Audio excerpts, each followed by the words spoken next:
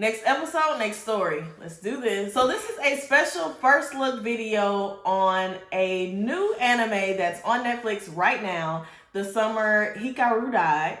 And it's a very different kind of anime. So I'll just go through kind of, my notes on the show thus far. So it's set in 2020. So it's, kind of new. It's in this millennia at least.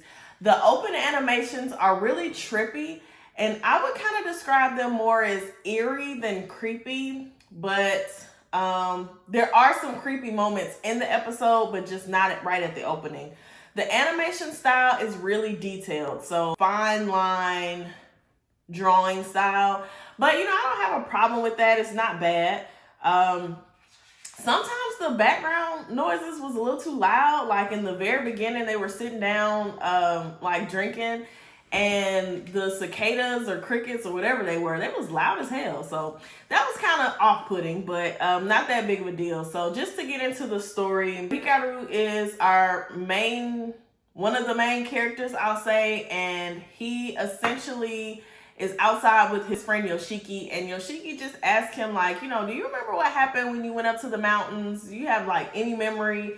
And it's, Hiraku is telling him, no, I have no idea. And Yoshiki's actually able to put together that, his friend is actually not his friend anymore. So we don't know what is inside of him. He says he's not a ghost. We don't know if it's, what kind of being it is, but it is more so kind of like a shell. It's the body of Hiraku, but it is not him.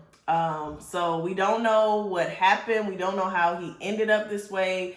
We don't get all of that, but we just do know that the friend was able to tell that that was not his friend. So despite knowing that something's off, he still wants to stay by his side. And he even goes through kind of some questioning along with that, like, what kind of person does that make him? We see him and have moments where he's scared. So it's a little complex. And I'm sure we'll get down to the bottom of that eventually. Now, while the mystery of what happened on the mountain is going on, we also see someone who's coming in looking for supernatural kind of stuff, investigations, like kind of not a witch hunter, but a witch hunter for our purposes.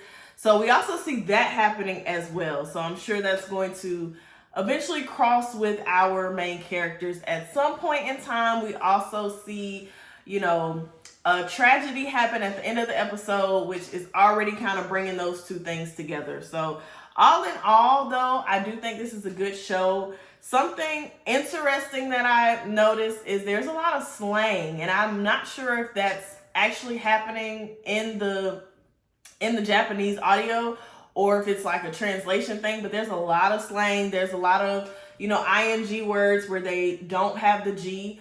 And I think that's kind of cool. I've never been to Japan, but slang is universal. No matter where you live, there's always a version of slang in a language. So I think it's cool, to see that in an anime for sure. So are you tuning in to this show on Netflix, or are you going to skip it? I would really like to know, if you have already watched it, what did you think about the first episode? And I want to hear your thoughts. When one arc ends, another one begins. See you next time.